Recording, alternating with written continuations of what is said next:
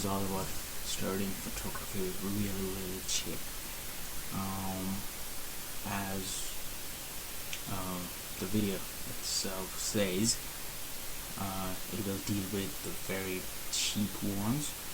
So if you are trying to start and go into photography for cheap, I guess this video will help you a bit.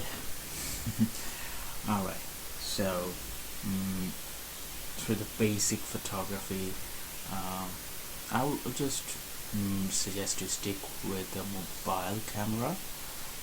I've got the Motorola Moto G, and this one has a 5 megapixel camera, and it lets me to control the focus and manual exposure. It also allows me to take some HDR photos as well.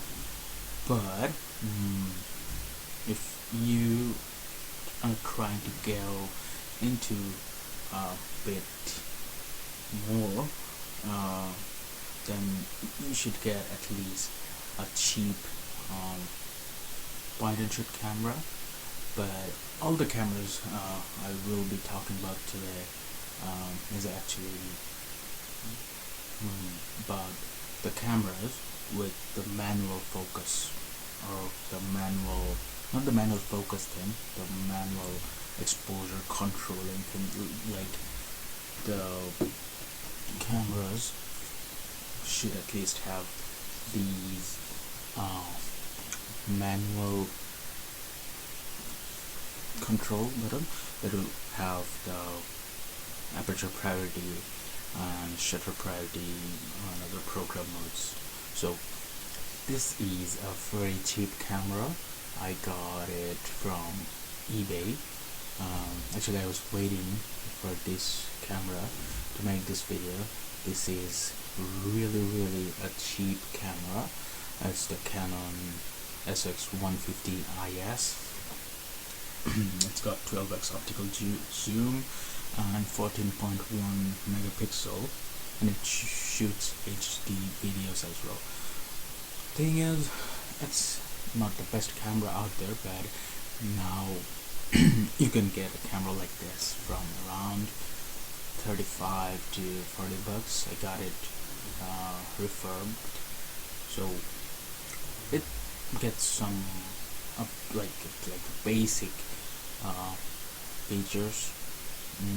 It'll give you the options to take cameras for long exposure photos and like this.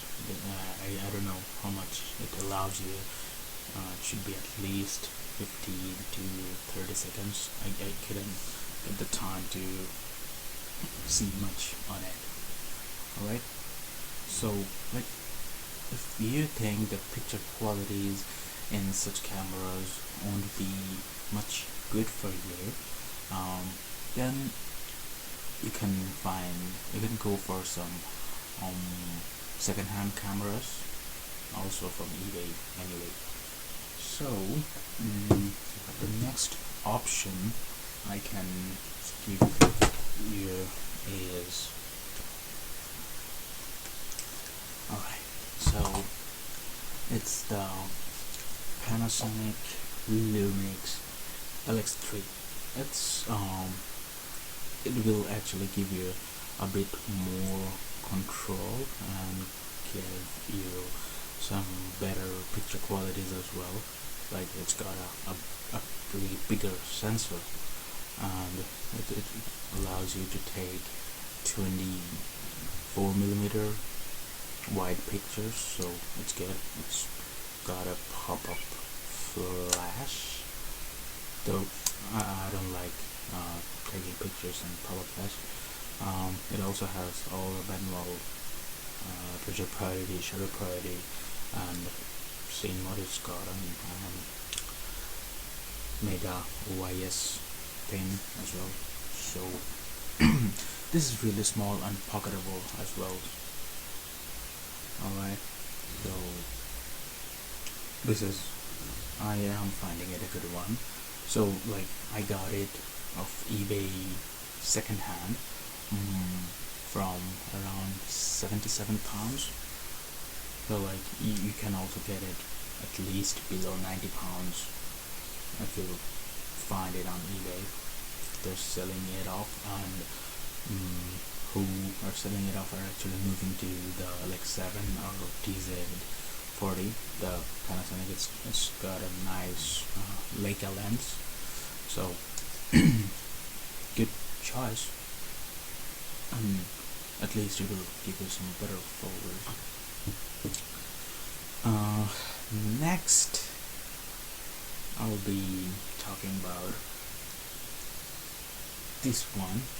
This is also a second-hand camera. This is my Samsung NX100, and I got it on eBay at around £90. Yeah, and it's really compact, but it's got all the manual features, and it actually has a APS-C size sensor. So like the sensor is really big. At least it's like all those APS-C size, not the full frames, APS-C size DSLRs. I have found the photos out of it quite good. I mean, like almost like all the DSLRs you can get. So like if you are trying to get some better pictures, you can go for this. And there is some also good cameras like NX1000 that might cost you around £150.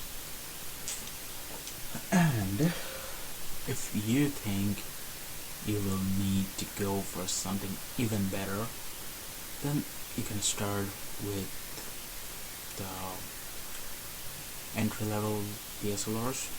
Like I have one. It's the Nikon D3100, and I've got Tamron 18 to 200mm lens, though this lens is not really good, but I also have Nikon 35mm f1.8G. So this one has got some built-in autofocus system inside this, so if you're using cameras with no built-in autofocus, these lenses will help you a bit. So this camera, I got it like almost 5-6 months ago off eBay without any lens. Was around £180, and this lens was like the Tamron's 18 to 200. This one was like £90, and this 35mm f1.8, this was like around £120. So this setup will cost you at least around £400, yeah, a bit around that.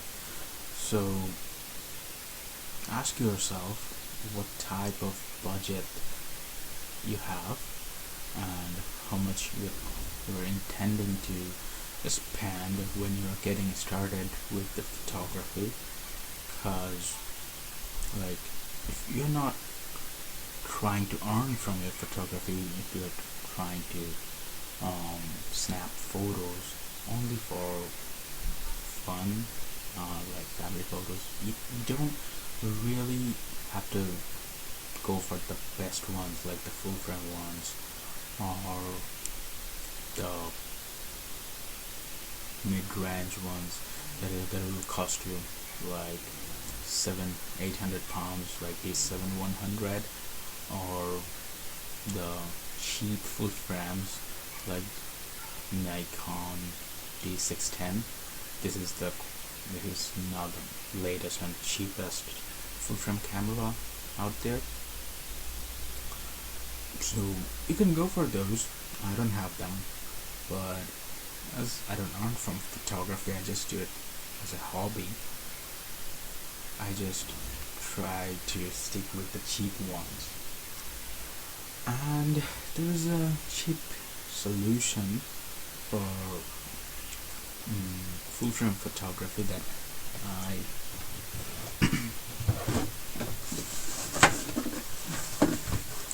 adopted, is like getting an SLR camera. These SLRs have they don't have a sensor, but the film is actually is the size of a full frame camera. So if you want some really wide pictures and cheap, you can get cameras like this. This is a Canon US 1000. It was 1990 camera. It's a very good one for now, and I got it on eBay at only £6. Real cheap. And the lens on it is it's a Sigma 24 to 70. It's like a 24mm on a full frame camera is really wide. But if you don't have much idea about using a camera in the manual focus mode or the manual exposure system, these films will cost you really much, and like in a reel you can only snap 24 or 36 photos. So if you miss one shot and like you don't have more than 26 shots, 24 shots for the best picture out there. So this is kind of risky, and this is kind of expensive afterwards. Like you'll have to spend over £6 just to develop 36 photos and then scan them and put them wherever you like to put. That will cost you a lot. So basically, a mobile camera is good, but if you want some manual control, get a point and shoot small camera which will be pocketable and which must have some manual control system that will help you to get really good photos and do some experiments with photography. Without the manual control features, you are not into learning photography, that's for sure. So go out and get some camera on your budget. That's it for now. Maybe I will see you later.